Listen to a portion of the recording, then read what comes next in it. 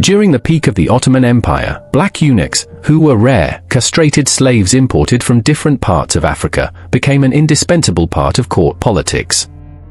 The chief black eunuch, appointed personally by the Sultan, had both the ear of the leader of a vast Islamic empire, and power over a network of spies and informers, throughout Constantinople and beyond.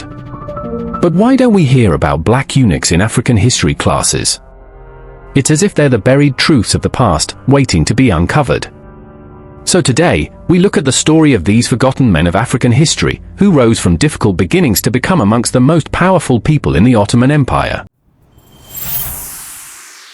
The story of the Ottoman Empire is one of the most widely told in history, but surprisingly, many Africans don't always realize their connection to it. To understand the Ottoman Empire, we have to go back to the Byzantine Empire, which came first before the Ottoman Empire. The Byzantine Empire emerged after the fall of the Western Roman Empire in 476 AD. The Byzantine Empire was centered around a huge city known as Byzantium. Under Emperor Constantine, Byzantium was later transformed into the capital of the Eastern Roman Empire and renamed Constantinople. Constantinople's strategic location on the Bosporus Strait gave it control over trade routes connecting the Black Sea to the Mediterranean. As you can imagine, it grew to become one of the most powerful empires in the world. Throughout both Byzantine and Ottoman empires, slavery was an important aspect of trade in the region for hundreds of years. A particular breed of castrated slaves or eunuchs played a very important role in the Byzantine world. During these ancient times, eunuchs were everywhere, and they were so many that they were compared to swarms of bees or flies. Sultans valued them. They were prized possessions, coveted and cherished. In most Islamic and non-Islamic societies in which they were employed, eunuchs were slaves. However, they belonged to a special subcategory of elite slaves. They were high-status slaves, who were often placed in a ruler's court. As high-status slaves, they also received all the privileges that accompanied their high status, including access to the best education available, lavish clothing, and accommodations.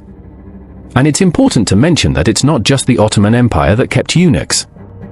The use of eunuchs at the courts of kings and queens dates back as far as the Assyrians, who ruled much of what is now Iraq and Syria from roughly 911 through to 612 BCE. Romans, the Mughal emperors of India and many of the emperors of Chinese dynasties also famously kept eunuchs. In the Ottoman Empire though, these emasculated men were not just simple slaves. They were actually centers of power in the Ottoman Empire from 1574 almost until the empire's end in the 1920s. So where did most eunuchs come from? In almost all cases, eunuchs would be acquired through war, purchase or kidnapping from the provinces. Slaves were usually captured into service at a very young age. Anywhere from the preteen years to young manhood, and converted to Islam. The best-known early source of eunuchs in Africa was Ethiopia. Here, despite the efforts of the king of Amhara to forbid the practice, castration continued to be carried out in the 14th century. Eunuchs from Ethiopia were so common that one even made an appearance in the Bible. This Ethiopian eunuch had been visiting Israel to worship the Lord at the temple and was on his way back home. On his trip back home to Ethiopia, he had a life-changing encounter with Philip the Evangelist. All this can be found in Acts chapter 8, verse 26 to 40. Other areas in Africa that were also known for castration centers were in the Mossi County, in the Sultanate of Damagaram, now Niger Republic, in Bornu located in northeast Nigeria, and Bagrimi, today's Chad Republic. Eunuchs were generally presented to the Sultan by the Ottoman governor of Egypt, who selected them from the slave caravans that came annually from these regions I have just mentioned in sub-Saharan Africa. But why African eunuchs in the first place? Availability was a major deciding factor why most eunuchs in the Ottoman Empire were black. Egypt, which was the capital of castration, had access to established slave caravan routes that stretched across sub-Saharan Africa, which is why it was so easy for it to capture unsuspecting young boys for castration. You also have to keep in mind that the Ottomans also expanded their territory into regions like the Horn of Africa and Sudan in the late 16th century, which allowed them to gain control over these important slave trade routes for a period of time. Besides availability, major cultural and linguistic gaps existed between African harem eunuchs and the women of the harem. The women of the harem were mainly from regions like southeastern Europe and Anatolia, as well as from the Caucasus, which was under the Ottomans' control. These different backgrounds in both cultures and languages provided some assurance to the sultans. It made it difficult, or even prevented, any significant contact, political, romantic, or sexual, between the eunuchs and the women they were guarding, especially among younger members of the harem. Next, let's dig into a very uncomfortable and painful aspect of this story, quite literally. How was the castration of eunuchs carried out? There were two main methods of castration used: compression and excision. Compression involved placing genitals in hot water to soften them, then squeezing the testicles until they disappeared. Sounds brutal, almost unbelievable, but true. 3 doctors are said to have recorded the radical second procedure in their diaries when they witnessed it in Upper Egypt. This is what they would say about the second method, which was excision. For older boys, they would be held firmly on the table. Then, the one who performs the operation squeezes tightly the testicles with silk ties coated with soap, which would cause the patient to faint due to the unbelievable pain. While in this unconscious state, the person doing the operation would cut the genitalia off as quickly as possible with a razor. The doctors went on to state in their records that, of course, those performing the operation had to ensure that the urethra remained open, for if it closed, the patient would die. To prevent death, the operators would push a tube into the opening, which would allow the patient to urinate. Ouch! Many of the young boys subjected to this brutality did not survive the procedure. The barbarity of these practices is truly unimaginable. You should also know that apart from kidnapping, self-castration was also very common among free Byzantine people. Why would parents willingly and readily do such a thing to their sons, you ask? You must understand that eunuchs could hold a vast amount of power, in some cases even more than the senior-most member of the sultan's family did. They could rise in the military to become generals. Because of the incentives that came with the job, it was very common for some Byzantine people to raise their sons specifically for eunuchship. The families would castrate them themselves, educate them, and send them to Constantinople in search of high-paying careers at the sultan's court. A few of those eunuchs were even able to help the family that castrated them to climb to higher statuses in society that would otherwise have been completely inaccessible. Most of the eunuchs were made for harem work, and the most famous harem of them all was the one belonging to the Sultan of Constantinople. Unlike white eunuchs, who were only restricted to palace duties, black eunuchs had access to the harem, the sultan's inner court. Having access to the harem also meant that these eunuchs had direct access to the master of the house or the sultan at any time. That's because the master's living area was usually connected to the harem by at least one entrance, and except for the master, only eunuchs and the women had access to it. Now this might not sound like a big deal, but you need to understand just what a huge honor it was for these black eunuchs to have access to the sultan's harem.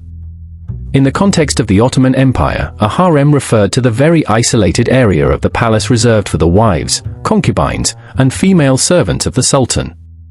It was a world unto itself, masked in mystery and veiled from snooping eyes. It was a place where the sultan's women lived, often in super luxurious quarters, away from the public eye. The harem was also where the sultan's family and female attendants lived, and it was strictly off-limits to men who were not part of the sultan's immediate family. The black eunuchs were the exception to the rule. Interestingly, the sultan or master of the house denied access to his own sons once they reached a certain age. But there were no age restrictions for eunuchs to enter the harem. The privileges of the black eunuchs didn't end at the harem gates. They were granted access to virtually every nook and cranny of the palace, unlike their counterparts. Young castrated slaves were usually raised in women's quarters, usually supervised by an older eunuch. Their education prepared them for jobs specific to them. Because many came from foreign territories and almost never had any family around, they were greatly isolated. This isolation made them very dependent on their owners, who were the only people to which they felt any loyalty. This combination of access to the inner workings of the palace and the trust of the master made the black eunuchs some of the most powerful figures in the Ottoman Empire, despite their status as slaves. Now, here's a fascinating tidbit. The more eunuchs a household owned, the more freedom of movement was granted to the women in the harem. Another fun fact is that, as the number of women increased in the court, so did the number of eunuchs. What other duties and responsibilities did eunuchs have in the Sultan's court? The Byzantine Empire relied on eunuchs extensively, entrusting them with positions of public trust and authority. These eunuchs served in many roles, but mostly, eunuchs were responsible for maintaining order within the palace.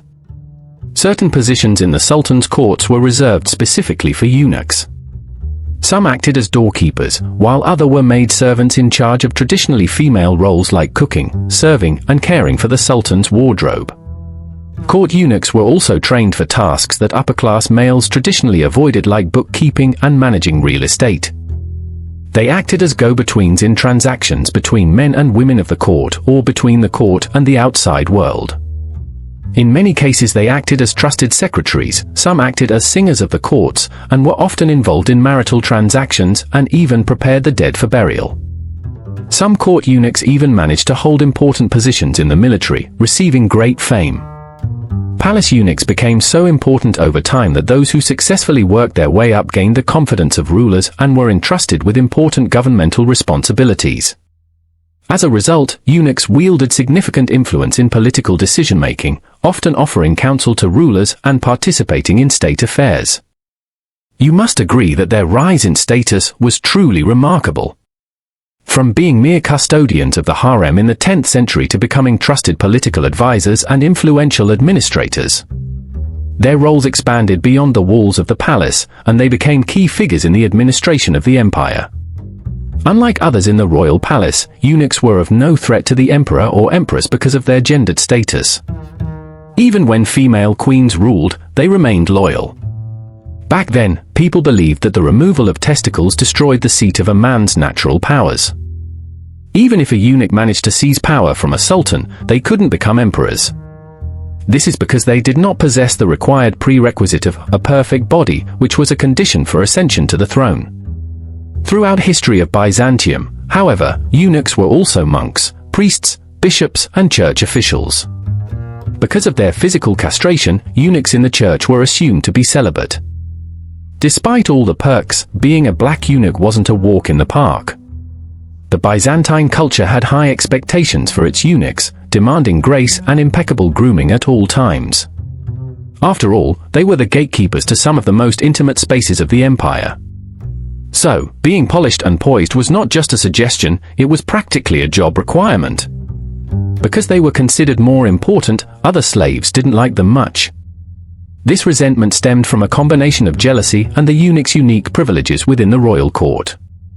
The Kisla Agassi was the chief eunuch of the Ottoman imperial harem in Constantinople, or today's Istanbul. There were none more powerful than the chief black eunuchs. Sultan Murad III, who ruled from 1574 to 1595, created the position of the chief black eunuch. The position of chief black eunuch was established in 1588, nearly 3 centuries after the emergence of the Ottoman state and more than 100 years after the Ottomans captured Constantinople from the Byzantines.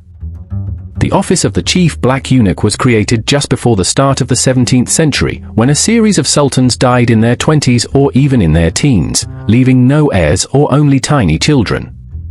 So, in such a scenario, the chief black eunuch and the sultan's mother were basically running the show.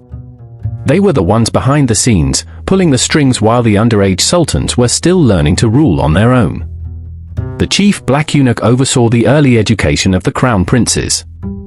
Black eunuchs themselves received a thorough ongoing Islamic education in the palace. That's a lot of power for a slave, don't you think? As politics began to grow late in the 16th century, the chief black eunuch's authority was so immense that it even overshadowed that of the Grand Vizier for de facto control of imperial policy. So, who was the most remarkable chief black eunuch? Basha Ağa was the most powerful chief harem eunuch in Ottoman history. Enslaved in his native home in Ethiopia as a boy, then castrated in Egypt, Basha Ağa became one of hundreds of African eunuchs who inhabited the imperial palace's massive harem. By 1707 he had risen through the ranks of the eunuch hierarchy, where he eventually oversaw the education of crown princes and harem women while choosing and deposing a long series of grand viziers. The founder of many mosques, schools, Sufi lodges and libraries, he was fundamental in shaping the religious and intellectual profile of the Ottoman state. Chief black eunuchs were also legendary collectors of books, and Basha Ağa was perhaps the most legendary collector of them all. The many libraries that he founded had astonishing collections of hadith or sayings of the Prophet Muhammad, as well as many theological and legal books. By 1707, Basha Ağa was exiled but was later recalled. Over the next 3 decades, his authority was unmatched during a tumultuous period of transition in the empire. He even survived a significant rebellion that led to the execution of a grand vizier and the removal of a sultan from the throne. After Basha Ağa's death in 1746, Ottoman grand viziers started vying for influence against the chief eunuch, and they frequently came out on top. Turnover of the top position of chief black eunuch usually came very quickly. Whenever there was a new sultan, the previous sultan's chief black eunuch would be retired and sent off to Egypt. This form of exile was unique to the Ottoman Empire, serving as a demotion that didn't completely dishonor the individual but rather kept them at a distance from the central power. Additionally, it wasn't just a punishment, the exiled chief black eunuch received a stipend. During their exile, these former powerful officials could establish themselves in Egypt, acquire property, and even buy their own slaves. As we wrap up, you should know that slave trading was eventually banned in the Ottoman Empire under Sultan Abdulaziz, the son of Mahmud II. So no new black eunuchs were introduced into the palace after Sultan Abdulaziz.